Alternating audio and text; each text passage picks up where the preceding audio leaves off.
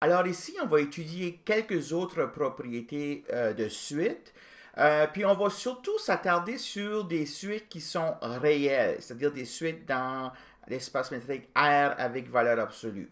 On va regarder le concept de suite croissante et bornée ou décroissante et bornée. Puis ensuite, à la fin, on va donner un théorème très important qui caractérise la compacité, le fait qu'un ensemble soit compact en termes de suite. Alors ici, pour faute de temps, je ne présenterai pas les démonstrations de tous les résultats que je vais vous donner ici. Il se retrouve dans le manuel si ça peut vous intéresser, mais si je ne la donne pas, vous pouvez prendre pour acquis que vous n'êtes pas responsable pour la démonstration. Alors, on va commencer avec un premier théorème ici qui dit que, alors ici, c'est important, je travaille dans RK, c'est un résultat qui est vrai dans RK, qui n'est pas nécessairement vrai en général. Si j'ai une suite qui est bornée dans RK, OK? Alors, cette suite-là, elle peut converger ou elle peut diverger, ne pas converger. Okay? Tout ce qu'on sait, c'est une suite qui est bornée. Alors qu'elle converge ou qu'elle ne converge pas, peu importe, il y existe toujours au moins une sous-suite qui converge. OK? Alors, ça, c'est un théorème généralement vrai dans RK. Alors, si on veut montrer qu'une suite donnée doit posséder une sous-suite qui converge, une manière de le montrer, c'est de montrer que la suite est bornée. OK? Donc, les éléments ne sont pas à l'infini. Donc, la démonstration, comme je disais, je ne la ferai pas, mais essentiellement, ça utilise le théorème de Bolzano-Weierstrass que lui, on a démontré il y a quelques capsules passées. Alors, ça ne nous dit pas quelle est cette sous-suite-là. C'est un théorème qui nous dit qu'il existe une sous-suite. Okay? Donc, en général, on n'est peut-être pas capable de l'identifier, cette sous-suite-là. Sauf qu'on sait avec ce théorème-là qu'il doit en exister au moins une. Donc, par exemple, quand je prends dans la droite réelle la suite cosinus de n. Okay? Donc, ça, c'est une suite qui est bornée parce que cosinus, c'est toujours entre moins 1 et 1. Donc, je sais que peu importe que cette suite-là comme telle peut ne pas converger, il existe une sous-suite qui converge. OK? Alors, juste prendre ça là, comme un exemple d'application de ce théorème ici. Donc, je voulais juste placer ça en quelque part dans vos notes. On va l'utiliser un peu plus tard. Maintenant, je vais travailler maintenant uniquement dans la droite réelle. Donc, je considère des suites de nombres réels. Et puis, je vais définir une suite comme étant croissante si le nème terme est toujours plus petit ou égal au n plus unième terme pour tout n entier. Hein? Donc, les éléments dans la suite, vus comme nombres réels, sont croissants. Et la même chose décroissante si j'ai xn plus grand ou égal à xn plus 1. Okay? Si je peux montrer que l'inégalité stricte est maintenue, okay? Parce qu'ici, ça donne la possibilité qu'il y a des termes qui sont égaux, mais si on peut montrer que l'inégalité stricte est respectée, on parle de strictement croissante ou strictement décroissante. Okay? Donc ça, c'est une définition. Alors ici, ce théorème ici, je vais vous donner la démonstration, parce que la démonstration, en fait, est assez simple et puis élégante. Donc, je vais avoir une suite xn dans R, croissante et bornée supérieurement, ou, respectivement, décroissante et bornée inférieurement. Alors, la suite xn comme telle converge. Elle doit converger. Donc, je vais donner la démonstration dans le cas où la suite est croissante et bornée supérieurement. Puis, je vous laisse en exercice de montrer le cas où est-ce que la suite est décroissante et bornée inférieurement. L'argument ou le raisonnement, là, il se miroite parfaitement avec l'argument qu'on a fait ici. Donc, je vais prendre l'image de la suite, puis je vais appeler ça A. Donc, A, c'est l'ensemble de toutes les valeurs dont peut prendre la suite. Donc, A, c'est l'ensemble des xn, où n appartient aux entiers. Donc, par hypothèse, A est borné supérieurement, parce que par hypothèse, la suite est bornée supérieurement. Donc, parce que les réels satisfont la propriété du suprémembre, le suprémembre de cet ensemble-là existe. Et puis, je vais l'appeler alpha. Alors, ce que je vais faire, c'est que je vais montrer que la suite xn, qui est croissante et bornée supérieurement, doit converger vers ce suprémum ici. Donc, je vais montrer ceci avec la définition epsilon n majuscule. Donc, je vais prendre un epsilon plus grand que 0 quelconque. Je peux alors en conclure que alpha moins epsilon n'est pas une borne supérieure de A.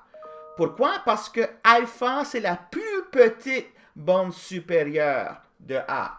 Et étant donné que alpha moins epsilon est plus petit que alpha, ça veut donc dire que ça ne peut pas être une borne supérieure de A. Donc, il doit avoir au moins un n majuscule entier tel que xn majuscule est plus grand que alpha moins epsilon. Okay? Autrement, si ce n'était pas possible de trouver ce n majuscule-là, ben alpha moins epsilon serait une borne supérieure de A majuscule plus petite que alpha, ce qui contredirait le fait que alpha c'est le suprémum. Mais alpha étant une borne supérieure de l'ensemble A majuscule, ce xn majuscule-là, lui, doit être plus petit ou égal à alpha, puis alpha est plus petit que alpha plus epsilon. Donc, j'ai cette triple inégalité ici. Alpha moins epsilon plus petit que xn majuscule, plus petit que alpha plus epsilon. En soustrayant alpha de chaque côté ici, j'arrive à la conclusion que la valeur absolue de xn majuscule moins alpha est plus petit qu'epsilon. OK? Cependant, je n'ai pas encore terminé. Il faut que je montre que tous les éléments de la suite, à partir de la position L majuscule, satisfont cette relation ici. OK? Alors, donc, je vais considérer n'importe quel n minuscule plus grand que ce n majuscule-là. Et, bon, on avait vu ici qu'on a cette relation ici. Et puis, c'est ici qu'on va utiliser le fait que la suite est croissante. Xn majuscule, donc, est plus petit ou égal à ce xn ici, parce que n est plus grand que n majuscule. OK? Donc, c'est ici qu'on utilise l'hypothèse que la suite est croissante. Ensuite, bon ben, xn, c'est encore une fois un élément de A, et puis alpha, c'est une borne supérieure pour A majuscule, donc xn est plus petit ou égal à alpha, qui est plus petit que alpha plus epsilon. Donc, ça me permet de conclure qu'effectivement, pour tout n plus grand que ce n majuscule ici, j'ai la distance entre xn et alpha est plus petit qu'epsilon.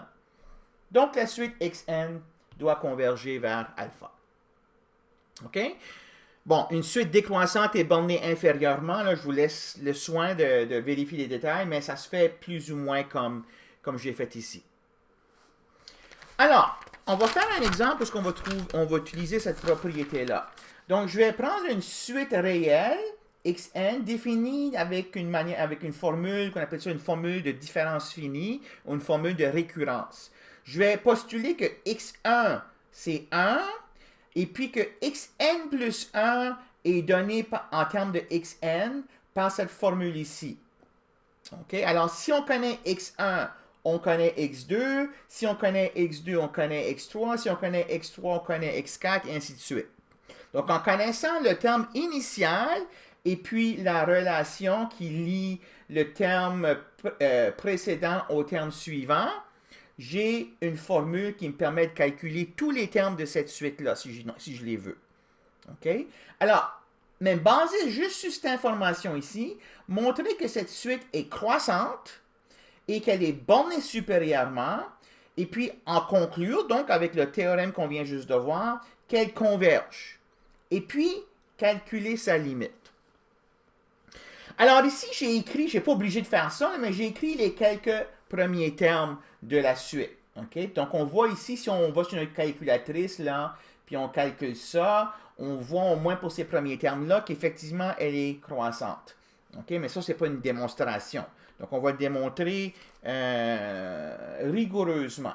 Mais d'abord, ce que je vais faire, c'est que nous allons d'abord montrer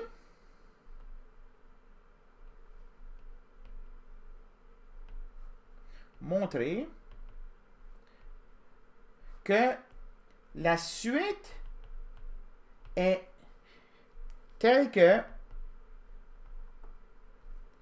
xn est plus petit que 2 pour tout n entier. Donc, j'anticipe votre question. Monsieur, pourquoi vous saviez d'utiliser 2 ici? Alors, je vous demande de garder patience, puis à la fin, vous allez voir pourquoi 2, c'était le bon choix ici. OK? Alors, pour l'instant, j'affirme que tous les termes de cette suite-là sont tous inférieurs à 2, ce qui me permettra de conclure qu'elle est bornée supérieurement. Okay, donc, on attaque d'abord cette question-là. On va procéder par induction. On procède par induction. Donc, clairement, le premier terme, quand n égale à 1, x1, c'est égal à 1. Puis ça, bien sûr, c'est plus petit que 2. Donc, la relation est vraie pour n égale à 1. Supposons que xk est plus petit que 2 pour un certain entier k. Alors, je dois montrer que cela implique que xk plus 1 est plus petit que 2. Mais xk plus 1, j'ai une formule qui me donne xk plus 1 en termes de xk. Donc, xk plus 1, c'est égal à 1 quart fois 3xk plus 2. OK? En utilisant maintenant les propriétés d'un quart ordonné, étant donné que j'ai l'hypothèse d'induction que xk est plus petit que 2, je peux remplacer ça par 1 quart 3 fois 2 plus 2. Hein? Parce que xk est plus petit que 2. Et puis ça, c'est égal à 1 quart fois 8, qui est égal à 2. Donc, par induction, conclut que xn est plus petit que 2 pour tout n entier. Donc, la suite xn est bornée supérieurement.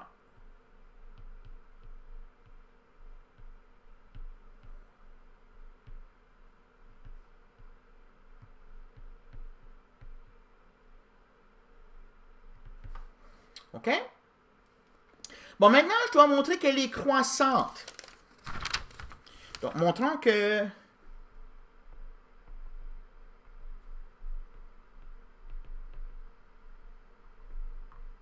cette suite est croissante.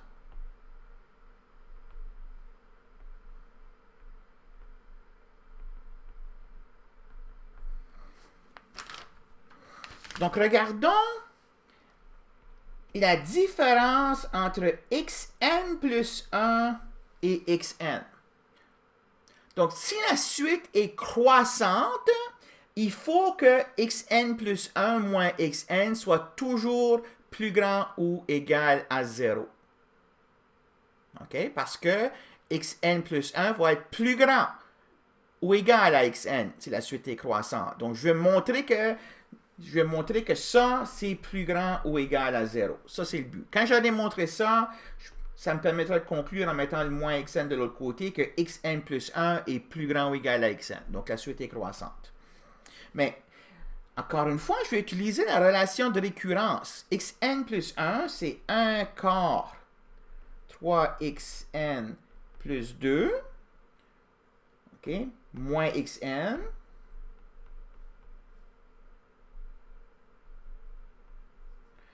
qui est égal à moins 1 quart xn. Pourquoi moins 1 quart? Ben, j'ai 3 quarts xn moins 1 xn, donc c'est moins 1 quart xn plus 1 demi. Puis tout à l'heure, j'ai montré que xn est plus petit que 2 pour tout n, ça me permet de dire que moins xn est plus grand que moins 2. Donc ici, je peux dire que ça, c'est plus grand que moins 2 sur 4 plus une demi. Hein, donc le xn ici, moins xn, c'est plus grand que moins 2. Donc moins xn plus grand que moins 2 sur 4 plus une demi. Puis ça, c'est égal à 0. Donc, xn plus 1 moins xn est plus grand que 0. Puis ça, c'est vrai pour tous les n. Okay? En vertu du fait qu'on a cette relation ici. Donc, xn plus 1 plus grand que xn pour tout n entier. Donc, la suite est croissante. En fait, elle est strictement croissante parce que j'ai l'inégalité stricte ici. Donc, la suite xn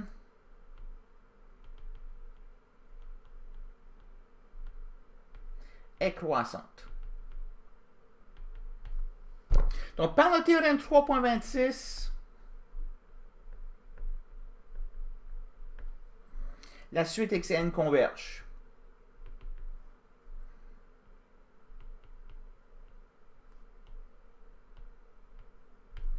OK?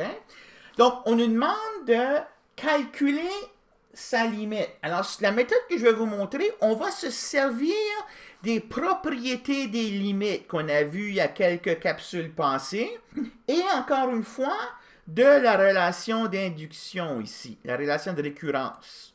OK? Puis c'est là que vous allez voir comment j'ai eu l'intuition ici là, de choisir le 2. En fait, ce qu'on va faire, on va montrer que la suite, elle doit converger vers 2. Puis comment est-ce qu'on calcule ça? Mais c'est en basant sur le raisonnement suivant. Donc, soit x, la limite de cette suite. OK? Alors, puisque xn plus 1 égale à 1 quart 3xn plus 2, on a, bon, xn plus 1, la suite xn plus 1, ça c'est la suite x2, x3, x4, x5, x6. Ça, c'est une sous-suite de la suite xn.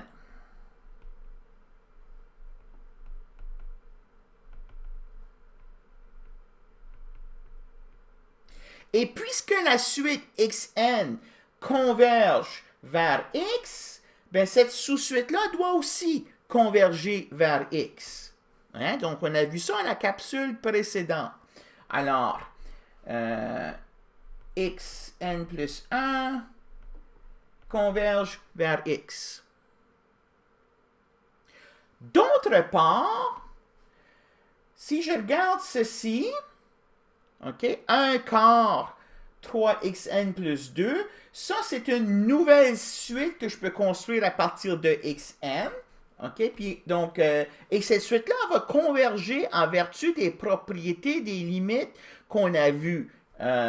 Donc, la suite 1 quart 3xn plus 2 doit converger vers 1 quart 3x plus 2. Propriété des limites. OK, mais ça, c'est la suite xn plus 1 en vertu de cette égalité-là. Donc, ça converge vers x. Il faut que x soit égal à 1 quart 3x plus 2 par l'unicité de la limite. Donc, par l'unicité de la limite,